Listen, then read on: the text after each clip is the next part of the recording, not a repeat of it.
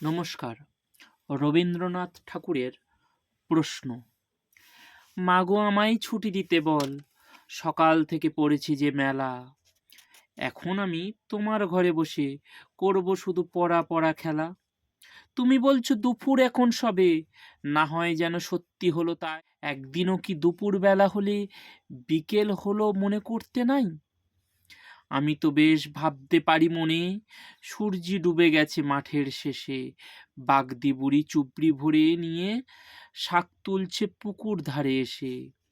আঁধার হলো মাদার গাছের তলা, কালি হয়ে এলো দিঘির জল। হাটের থেকে সবাই এলো ফিরে, মাঠে থেকে এলো চাষির দল। মনে কর না উঠল সাঁঝের তারা, মনে কর না সন্ধে হলো যেন। রাতের বেলা দুপুর যদি হয়, দুপুর বেলা রাত হবে না কেন?